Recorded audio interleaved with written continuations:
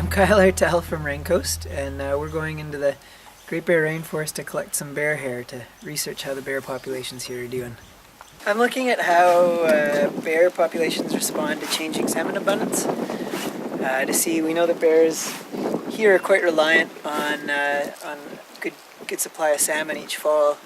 So what we want to see is how, in sort of bad years versus good years for salmon, how bear populations respond. A lot of this research, even though everyone sort of identifies us as bear biologists, is looking at relationships between bears and salmon rather than bears sort of as a standalone species. My main interest is looking at hormone levels in bears and how it relates to what they're eating.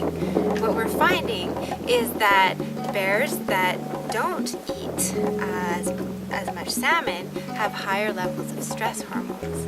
We're also finding that the salmon availability affects the bear's testosterone levels, and when salmon abundance is low, testosterone levels in bears tends to be higher. Now we're going to go visit the bait shed with Christina Service and Rosie Child.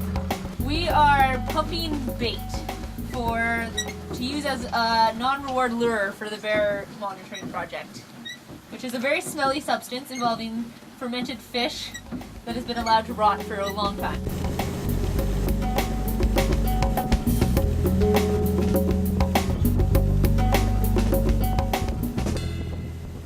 So this is our bait pile, which is just a pile of cut down brush from the area. We put some moss on top of it, some nice absorbent moss, and we pour that rotten fish guts you smelled earlier, this rotten fish puree on top, and bears can smell that from about 7 kilometers away.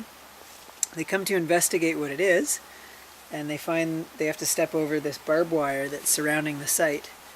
When they step over that barbed wire, it plucks their hair, which they're shedding right now, and we get a tuft of hair left over after they leave, which is what we're after here. It gives us information on their diet, on who they are genetically, and how the population's growing and shrinking.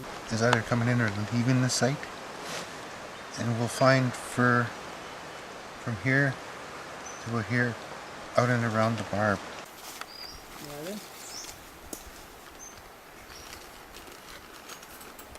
This is a procedure that we do every night when we get home. We take the samples out of our bags and we bring them into our dry room and hang them on these lines. It's really important that they're completely dry before we store them to make sure that they don't degrade over time. These are 2 types of bear hair, and one of the really neat things about bears is that they have different types of fur. These little squiggly ones are called underfur, and this is what forms a thick blanket that helps keep the bear warm. These guard hairs are longer and wiry, and they help keep the bear dry and protect them from the elements.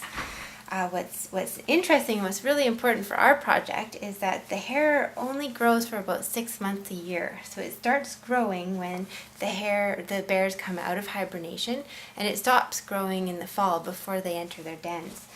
We collect all our hair samples in the spring when they're shedding and switching over from the previous year's coat to the new year's coat. So that means that all the information that we're collecting this spring relates back to a bear's diet, hormone levels in the previous year. Bears are really cool because they're almost marine mammals, and how much, especially in the fall, how much salmon they eat and how much they eat off the shore and whatnot. So it's really cool. In such a coastal forest, they're almost the embodiment.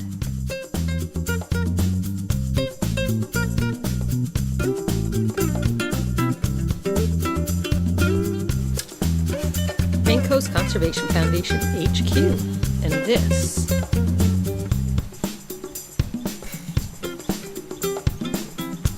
is Newton. Newton! Hi! Hey Newton! Newton? Newton!